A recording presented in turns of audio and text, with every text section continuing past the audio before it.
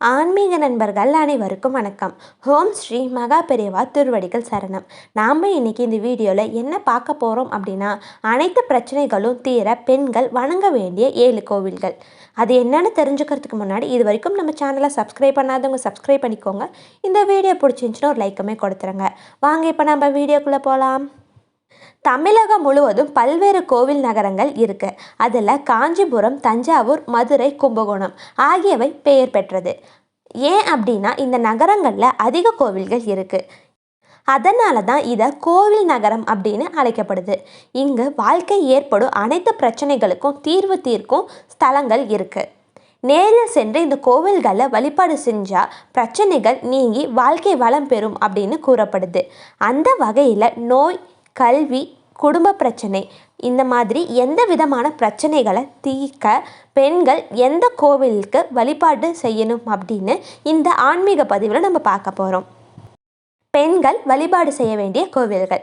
பெண்களின் பருவங்களை பேதை, பெதும்பை, மங்கை, மடந்தை, அறிவை, தெளிவை, பேரிளம்பெண் அப்படிங்கிற 7 நிலைகளால் பிரிக்கிறாங்க.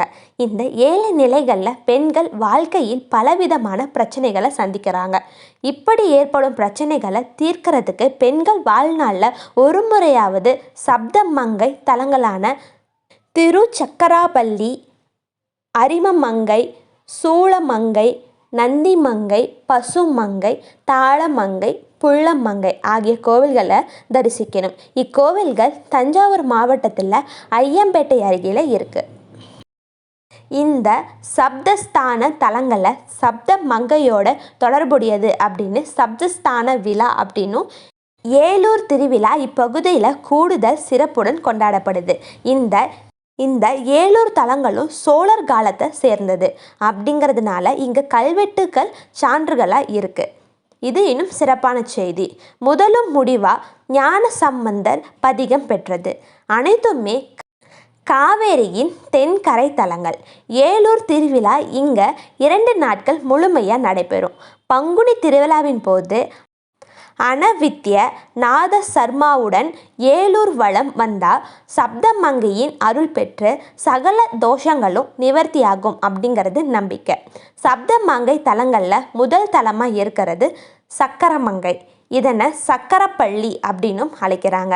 இத்தலம் அம்பிகையின் பெயர். தேவநாயகி பார்வதி தேவிக்கு தன்னுடைய நெற்றிக்கண் தரிசனத்தை சிவபெருமான் காட்டிய தலம் இது. ஆலயத்தில் தல விருட்சம் வில்வம். இங்கு கருவறை கீழ்ப்புறம், கருங்கழாலும் மேல்புறம், விமானம் சுதையாலும் ஆகப்பட்டிருக்கு. அம்பாள் சன்னதி எதிரில் பெண்களுக்கு மாங்கல்ய பலன் தரும், யம பயம் நீங்க வல்லதுமான குங்குளிய குண்டம் அமைந்திருக்கு. மகாவிஷ்ணு தன் சக்ராயுதத்தை பெற்ற திருத்தலமும் இதுதான். சப்தமங்கை தலங்கள் வரிசையில் 2வது அரியமங்கை. இங்குள்ள இறைவன் அரிமுக்தீஸ்வரர், அம்பாள் ஞானம்பிகை. அரி அப்படின்னு அழைக்கப்படுறது மகாவிஷ்ணு வணங்கிய தலம் என்பதால் இறைவனுக்கு இந்த பெயர் வந்தது. இந்த ஆலயத்தில் பார்வதி தேவிக்கு தன் ஜடாமுடியில் உள்ள கங்கையின் தரிசனத்தை சிவபெருமான் காட்டியருளினார். சப்த மங்கையரின் ஒருவரான மாகேஸ்வரி வழிபட்ட இத்தலத்தை பார்வதி தேவி வழிபட்டதும் அம்பிகைக்கு தனது சிரத்தின் உச்சத்தில் கங்கை பொங்க அற்புத தரிசனம் காட்டினார் பெருமாள். அதுவே தற்போது சத்திய கங்கை தீர்த்தமாக திகழது. கவுமாரி அப்படிங்கிற சூளமங்கை வழிபட்ட தலம் இது. சப்தமங்கை தலத்தில் 3வது ஆலயம். தற்போது இது ஊரில் சூளமங்கம் அப்படின்னு சொல்லப்படுது. இறைவன் பெயர் கிருத்திவாகேஸ்வரன்.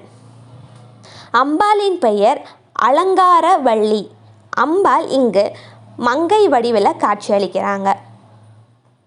அன்னை பராசக்தி இங்கு வந்து இறைவனை நோக்கி தவம் செஞ்சபோது தனது கரத்தின் சூளம் ஏற்றியது சுவாமி அவருக்கு காட்சியளித்தார். தை அமாவாசை அன்னைக்கு வரும் சூள விரதம் இங்கு சிறப்பாக கொண்டாடப்படுது. இந்த விரதத்தை அனுஷ்டித்து மகாவிஷ்ணுவானார். காலநேமி அப்படிங்கிற அசுரரை வென்றாரு. பிரம்மன் தனது கடுமையான வயிற்று வலி நீக்க பெற்றாரு. பெண்கள் இங்கு வந்து சூல விரதம் மேற்கொள்வதால் எதிரிகளோட தொல்லையும் நோய்களும் வறுமையும் தோஷங்களும் நீங்கும் அப்படின்னு சொல்லப்படுது.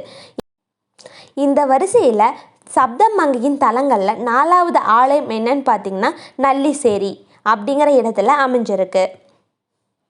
5வது தலம் எங்கே இருக்குன்னு பார்த்தீங்கன்னா பசுபதி தேவி அப்படிங்கிற அழைக்கப்படுற இந்த திருத்தலம் 5வது சப்த தலமாக இருக்குது. சப்தமங்கை தலத்தில் இது 6வது திருத்தலம். அந்த திருத்தலத்தோட பேர் என்னன்னு பார்த்தீங்கன்னா தாழமங்கை. சப்தமங்கை திருத்தலத்தில் 7வது தலம் என்னன்னு பார்த்தீங்கன்னா திருப்புலமங்கை. எல்லா பிரச்சனைகளுக்கும் ஒரு தீர்வு இருக்கும். எளிமையான தீர்வுகளை தெரிஞ்சுக்க தொடர்ந்து நம்மளோட சேனலை பார்த்துட்டு வாங்க. அனைவருக்கும் நன்றி. ஹரஹர சங்கர ஜெய ஜெய சங்கர. ஹரஹர சங்கர ஜெய ஜெய சங்கர. இன்னொரு பதிவில் நம்ம சந்திக்கலாம்.